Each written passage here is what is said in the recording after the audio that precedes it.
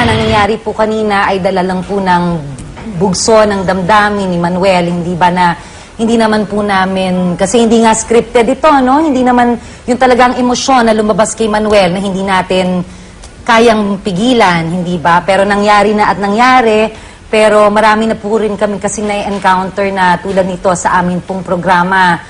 Hindi kami approve na magkaroon ng sakitan physically. At okay naman po ako, wag po kayo mag-alala, handa na po akong ayusin ang problema ng ating mga tauhan. Dahil yun naman po talaga ang intensyon ng aming programa ng walang sakitan. Kasi kung hindi po kayo ready, wag natin ituloy ito, hindi ba? Aayusin po ba natin ito ng walang sakitan, Manuel? Opo. Maraming salamat, Manuel. Danilo? Opo. Maraming salamat. O sige, so diretso na po natin, Danilo. Diretsahan na. Nung gabing halos mahuli kayo ng kumpare mong si Manuel, anong naramdaman mo? Takot po siya kaba. So nakuha mo pa daw magbiro. Danilo, Opo. di ba pagkatapos mapansin ni Manuel na baliktad yung damit mo, ano ba ang sabi mo? Sabi ko sa kanya, paring Manuel, naliligaw na rin ako. Naligaw na, talagang naligaw. O sige, Danilo, Marlene, ngayong kaharap nyo na pareho si Manuel, pakikwento nyo ng dalawa kung paano nagsimula itong pagmamabutihan ninyong dalawa. Ikaw muna, Danilo. Paano ba? Paano nag-umpisa itong relasyon yung dalawa ni Marlene? Yung pinakilala po sa akin ni paring Manuel, sa bahay nila, si Marlene sa akin, nung sa bahay kami, nung nagiinuman kami, pinakilala niya po sa akin yan. Nung ano po, nagkakalos kami dalawa, doon ko po na... Naging close kayong dalawa kasi unang-una natutulog ka rin sa bahay ni... Opo, doon na rin po kami ni Manuel. kumakain. Oo, di ba? Ni Manuel. Opo, hindi na ako kumakain sa bahay nila.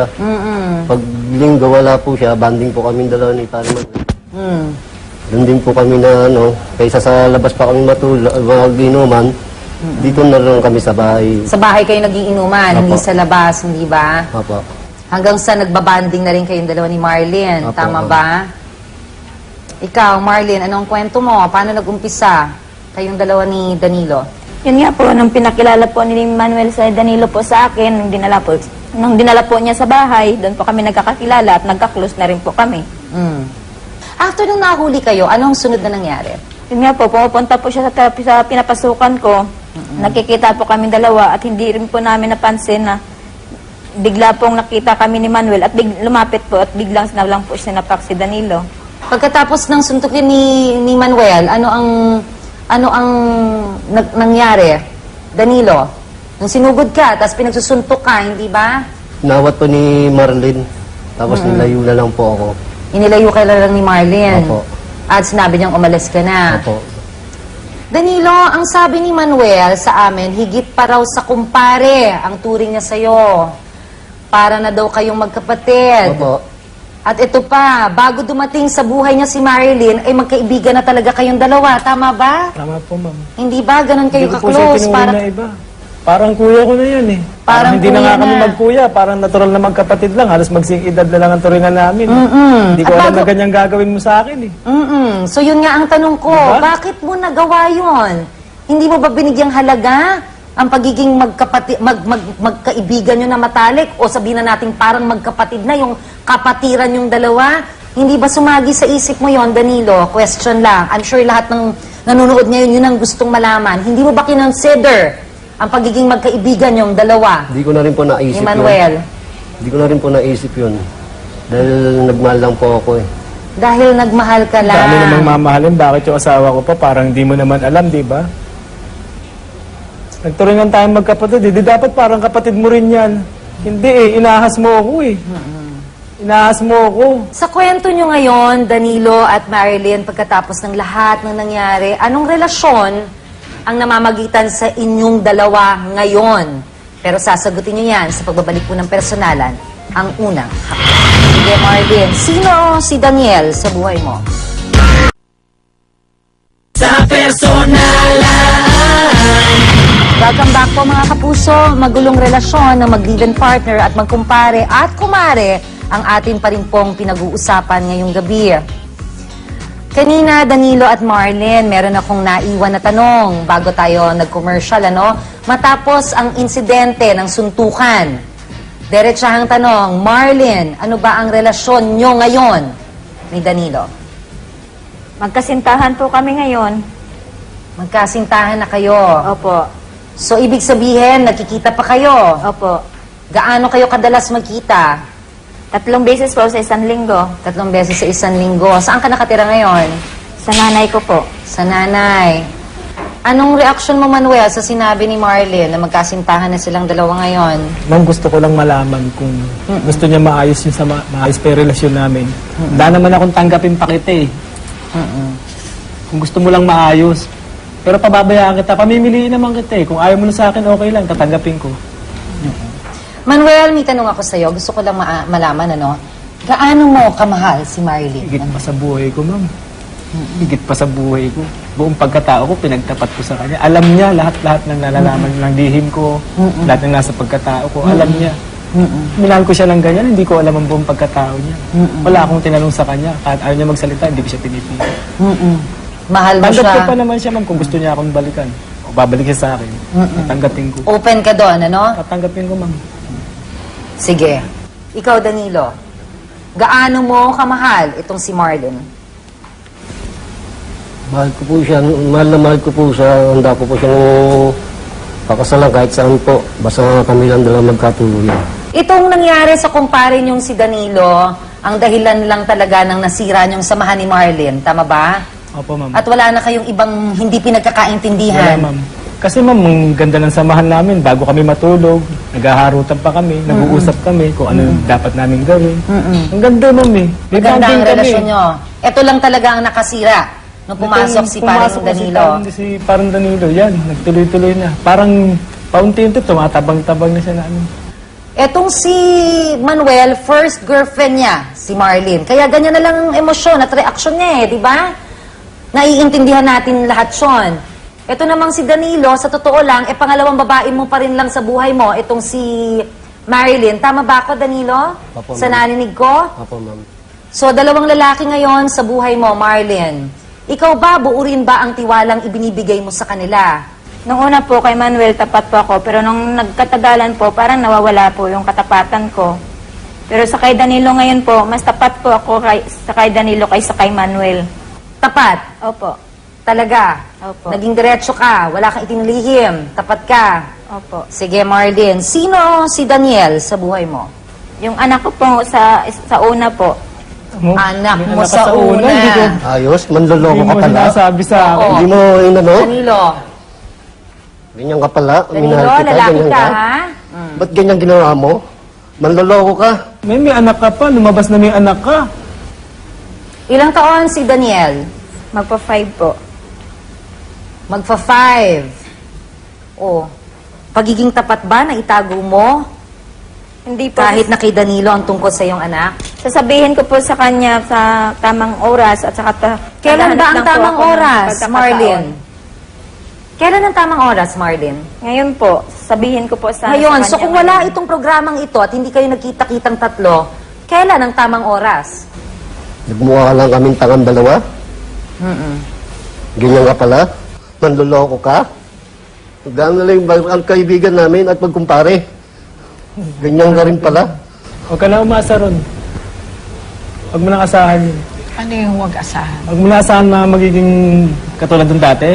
Mag-uusap pa tayo. Huwag ka na umasa. Hindi ko na inaasahan niya, pare. Alam ko nasaktan kita, pare. Huwag mo na rin akong tatawagin mong pare. Huwag mo akong tatawagin kong pare na. Wala na akong tiwala sa iyo eh. Tsaka mas maganda pa, hindi na lang tayo magkita. Yun ang gusto mo. Pinakamaganda. Bakit mo itinago ang katotohanan tungkol sa iyong anak kay Danilo at kay Manuel? Tanggap ko naman. Alam yun, na alam mo sinabi naman na niya. mahal na mahal ka ni Manuel. Hindi mo ba naramdaman kung gaano ka kamahal ni Manuel? Kahit sabihin mo O kung bakit tatlo mo pa nga anak mo, itinatago tatanggapin yung iyong kita. anak? Bakit? Kasi po, parang natakot na rin po ako sa mangyari na baka hindi po nila kayang tanggapin yung magiging yung anak ko. Yun lang po ang inaano ko. Ano masasabing hindi matatanggap? Di ba nakita mo naman lahat ginagawa ko para sa iyo. Magtapat ka lang, di ba? Tapat naman ako sa iyo. Kung naging tapat ka sa akin, ba't di kita tatanggapin? Di ba? Hindi ko nga alam, niloloko mo na ako. Kung ano yung sabihin mo, naniniwala ako eh. Dahil mahal kita eh. Mahal na mahal kita. Sa narinig mo ngayong pasabog mula sa kanya, hindi ba Tanggap na ko yun eh. Wala namang problema sa akin eh. mahal mo pa rin ba siya? Mahal ko siya, ma'am.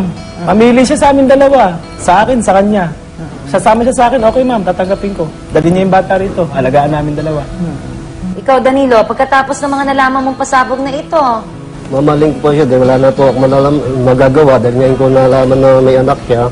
Siyempre, mamahalin ko na rin po siya. Tatanggapin ko na rin yung anak niya dahil nagmamahalan po kami. nagmamahalan kayong dalawa. Pero bakit gano'n na lang ang reaksyon mo kanina? Nabigla lang po ako kanina. Nabigla ka lang. Pero yung reaksyon mo kanina, parang malaki. Kala ko nga, sasaktan mo si Marlene eh. So yun nga ang tanong ko, Diba? bakit mo nagawa yun? Hindi mo ba binigyang halaga ang pagiging magkaibigan nyo na matalik? O sabihin na natin parang magkapatid na yung kapatiran yung dalawa?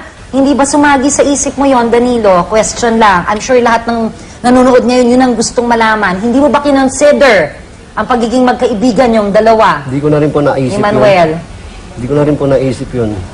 Dahil nagmahal lang po ako eh. Dahil nagmahal ka lang. Dami namang mamahalin, bakit yung asawa ko pa, parang di mo naman alam, di ba? Nagturingan tayong magkapatid, di dapat parang kapatid mo rin yan. Hindi eh, inahas mo ako eh. Inahas mo ako. Sa kwento nyo ngayon, Danilo at Marilyn, pagkatapos ng lahat ng nangyari, anong relasyon ang namamagitan sa inyong dalawa ngayon? Pero sasagutin nyo yan sa pagbabalik po ng personalan, ang unang. Sige, Marilyn, sino si Daniel sa buhay mo? Sa personalan.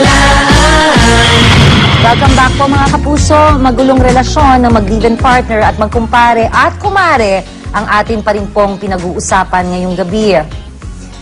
Kanina, Danilo at Marlene, meron akong naiwan na tanong bago tayo nag-commercial, ano? Matapos ang insidente ng suntukan. Diretsahang tanong, Marlene, ano ba ang relasyon nyo ngayon ni Danilo? Magkasintahan po kami ngayon. Magkasintahan na kayo. Opo. So, ibig sabihin, nagkikita pa kayo. Opo. Gaano kayo kadalas magkita? 3 beses po sa 1 linggo. 3 beses sa 1 linggo. Saan ka nakatira ngayon? Sa nanay ko po. Sa nanay. Anong reaksyon mo, Manuel, sa sinabi ni Marlene na magkasintahan na silang dalawa ngayon? Ma'am, gusto ko lang malaman kung gusto niya maayos yung maayos pa yung relasyon namin. Wala naman akong tanggapin pa kita eh. Kung gusto mo lang maayos. Pero pababayaan kita, pamimiliin naman kita eh. Kung ayaw mo na sa akin, okay lang, tatanggapin ko. Manuel, may tanong ako sa'yo. Gusto ko lang malaman, ano? Gaano mo kamahal si Marlene? Higit pa sa buhay ko, ma'am. Higit pa sa buhay ko. Buong pagkatao ko, pinagtapat ko sa kanya. Alam niya lahat-lahat ng nalalaman ng lihim ko, lahat ng nasa pagkatao ko, alam niya. Minahal ko siya ng ganyan, hindi ko alam ang buong pagkatao niya. Wala akong tinanong sa kanya. Kahit ayaw niya magsalita, hindi ko siya pinipili. Mahal mo Tanggap ko siya? pa naman siya, ma'am, kung gusto niya akong balikan. O babalik siya sa akin. Tatanggapin ko. Open ka doon, ano? Tatanggapin ko, ma'am. Sige. Ikaw, Danilo.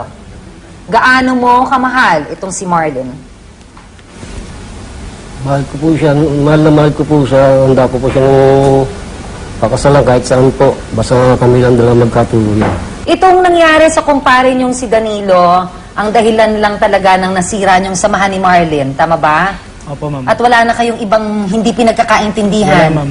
Kasi ma'am, ang ganda ng samahan namin. Bago kami matulog, naghaharutan pa kami, nag-uusap kami kung ano dapat namin gawin. Ang ganda, ma'am eh. May Maganda ang bonding kami. relasyon niyo. Ito lang talaga ang nakasira nung pumasok si parang Pumasok Danilo. Si parang Danilo, yan. Nagtuloy-tuloy na. Parang paunti-unti, tumatabang-tabang na siya namin. Etong si Manuel, first girlfriend niya, si Marlene. Kaya ganyan na lang ang emosyon at reaksyon niya eh, di ba? Doon ko po na...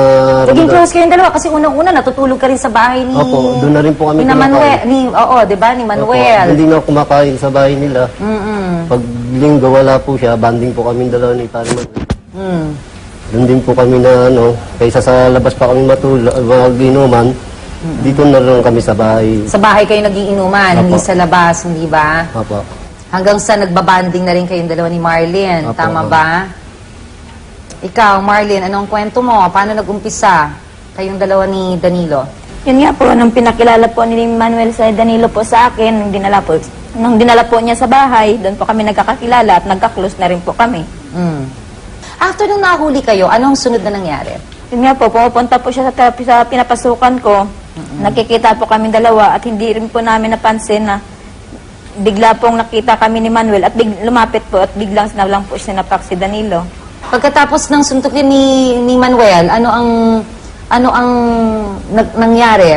Danilo, nung sinugod ka, tapos pinagsusuntok ka, hindi ba? Nawat po ni Marlene. Tapos nilayo na lang po ako. Inilayo ka lang ni Marlene. Opo. At sinabi niyang umalis ka na. Opo. Danilo, ang sabi ni Manuel sa amin, higit pa raw sa kumpare ang turing niya sa'yo. Para na daw kayong magkapatid. Opo.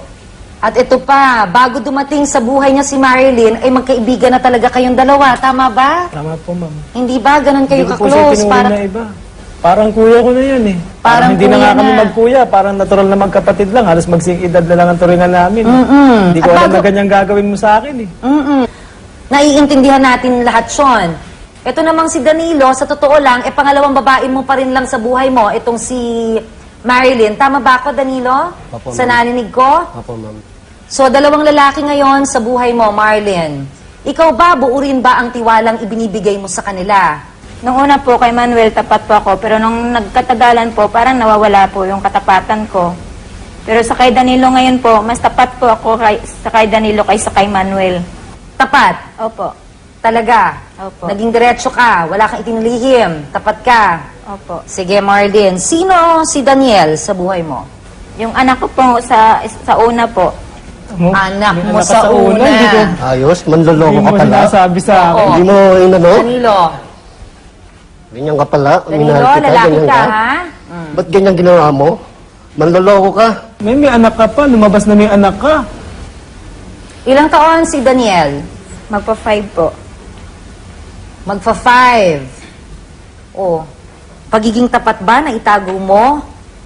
Hindi po. Kahit na kay Danilo ang tungkol sa iyong anak? Sasabihin ko po sa kanya sa tamang oras at saka Kailan ba ang naghahanap lang po tamang ako ng oras, pagkakataon. Marlyn? Kailan ang tamang oras, Marlyn? Ngayon po, sabihin ko po sa Ngayon, sa so kanya kung wala ngayon. itong programang ito at hindi kayo nagkita-kitang tatlo, kailan ang tamang oras? Nagmukha lang kaming tangang dalawa. Ganyan ka pala. Manloloko ka. Gano'n lang yung ang kaibigan namin at magkumpare. Ganyan ka rin pala. Huwag ka na umasa ron. Huwag mo nang asahan yun. Ano yung huwag asahan? Huwag mo na asahan. Ang personalan, nangyayari po kanina ay dala lang po ng bugso ng damdamin ni Manuel, hindi ba na hindi naman po namin, kasi hindi nga scripted ito, no? Hindi naman yung talagang emosyon na lumabas kay Manuel na hindi natin kayang pigilan, hindi ba? Pero nangyari na at nangyari, pero marami na po rin kami kasi na-encounter na tulad nito sa amin pong programa.